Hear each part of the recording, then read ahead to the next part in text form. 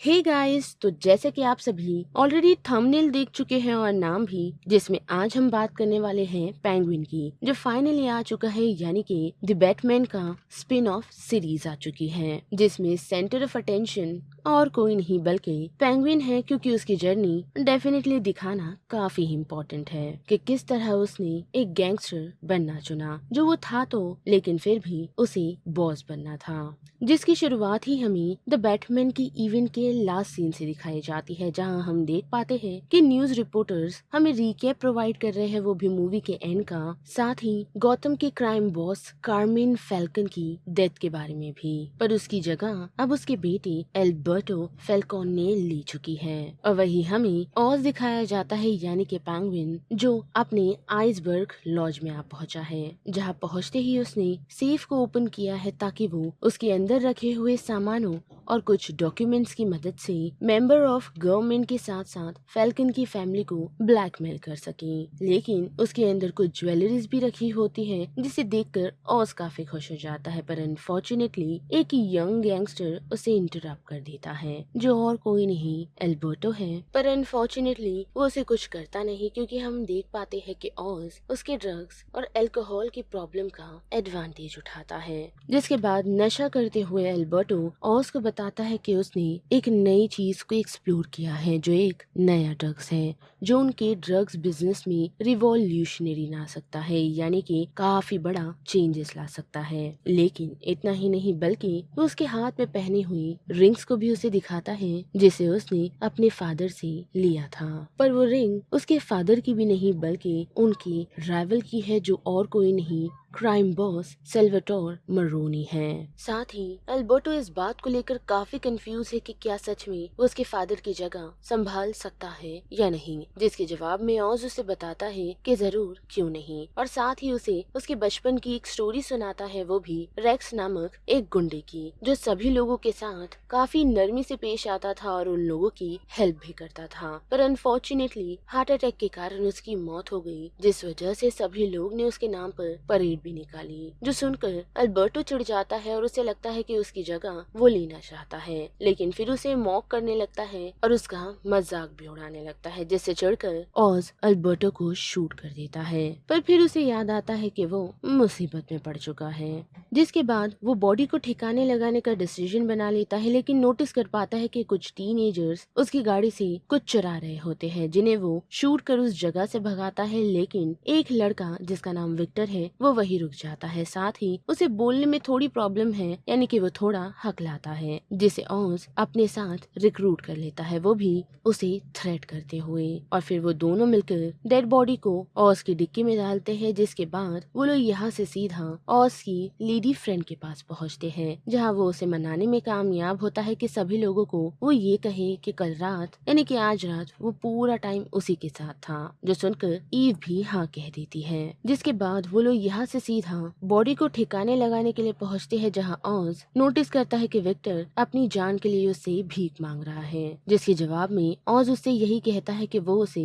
जिंदा रखेगा, वो भी तब तक जब तक वो उसकी हेल्प करता रहेगा। जिसके बाद वो दोनों मिलकर ड्रग्स के वेयरहाउस आ पहुँचते हैं, जहाँ उसने अपने एक वर्कर को काउंसिलमैन को ब्लैकमेल करने के लिए कहा है, और उसी के साथ हमें पता चलता है कि कुछ समय पहले उनके ड्रॉप्स चुरा लिए गए थे, यानी कि उनके ड्रग्स को किसी ने चुरा लिया था, जिसे वो लोग फाइनली रिकवर करने में कामयाब हुए हैं, पर उसमें से कुछ सामान अभी भी गायब है। और उसी दौरान ऑज को कॉल आता है फैल्कन के हाउस होल्ड से, जिनका कॉल सुनते ही वो काफी डरा हुआ होता है और विक्टर के साथ उन लोगों के घर निकलता है, जहाँ पहुँचते ही उसे पता चलता है कि उन लोगों ने उसे उसका ड्रग्स का बिजनेस बंद करने के लिए कहा है, क्योंकि पुलिस उनके पीछे है, साथ ही फ्लड में उनके कुछ सामान डैमेज हो चुके हैं। और वहीं हम देख पाते हैं कि पेंगुइन फिर से पेंगुइन बन चुका है, ताकि वो उन्हें एक ऑफर दे और ये सारी चीजें फिक्स कर सके। जो ऑफर उसका यही है कि एक शिपमेंट पहुंचने वाला है, जिसके अंदर ऐसे ड्रग्स हैं जो इन ड्रग्स की सारे गेमों को चेंज कर सकता है। जिन बातों से हमें क्लियरली ये रियलाइज हो जाता है कि उसने अल्बर्टो के आइडियाज को चुरा लिया है, वो भी खुद का क्लेम करते हुए। और जब वो ये सारी बातें कर रहा होता है, तो हम देख पाते हैं कि सोफिया फैल्कन, यानी कि कार्मीन की डॉटर पीछे ही खड़े रहकर ये सारी बातें सुन रही थी, जो रिसेंटली आर्खम असाइलम से रिलीज होकर आई है। जिसके बाद वो ऑज से अल्बर्टो के डिसअपीयरेंस के बारे में पूछती है और उसी के जवाब में ऑज कहता है कि उसे पता नहीं। साथ ही वो उसे अपने साथ डिनर पे ले जाती है, जहाँ रेस्टोरेंट में हम देख पाते हैं कि सोफिया काफी अजीब तरीके से खा रही है, जिसके साथ साथ आसपास बैठे हुए लोग उससे अभी भी डरे हुए हैं, क्योंकि सोफिया को सभी लोग एक सीरियल किलर के नाम से जानते हैं, जो कि द हैंगमैन है। पर इतना ही नहीं, बल्कि सोफिया उसे बताती है कि अल्बर्टो ने उसे बताया था कि वो आइसबर्ग लॉज जा रहा है, जहाँ वो ऑज को इन प्लान्स के बारे में बताएगा ताकि वो लोग अपने ड्रग्स के प्लान को कामयाब कर सके। पर वो इस बात से काफी सरप्राइज है कि ऑज को उसके प्लान के बारे में कैसे पता चला,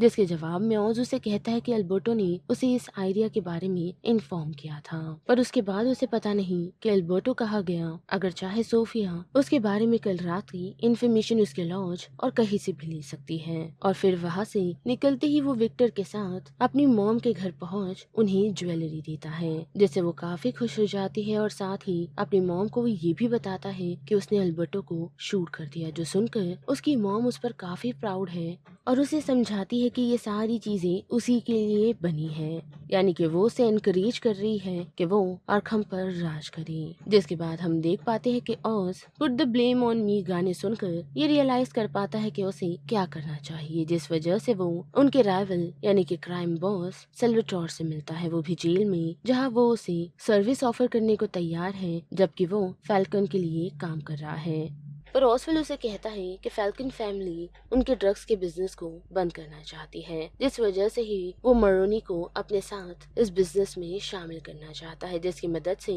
वो सेल्वाटोर को जिता सकता है। जिसके साथ साथ वो उसे एल्बर्टो की बॉडी से मिली हुई उसी रिंग को देकर वहाँ से चला जाता है, यही सोच में कि सेल्वाटोर उसकी हेल्प करेगा। पर लौटते हुए हम देख पाते हैं कि ऑस को सोफिया के लोग किडनैप कर लेते हैं, लेकिन उससे पहले ही उसने विक्टर को कहीं भेज दिया था ताकि वो उससे अपना कुछ काम करवा सके। और जैसे ही ऑस को होश आता है तो देख पाता है कि फैल्कन के घर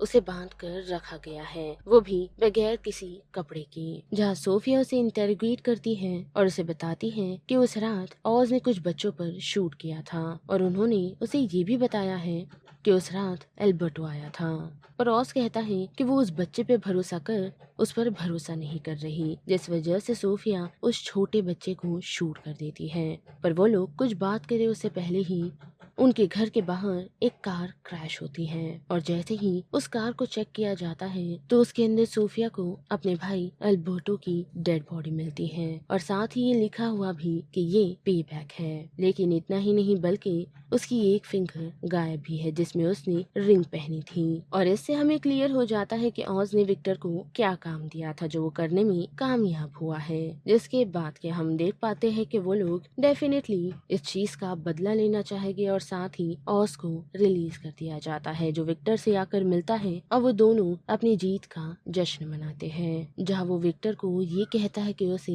अब पूरी सिटी चाहिए।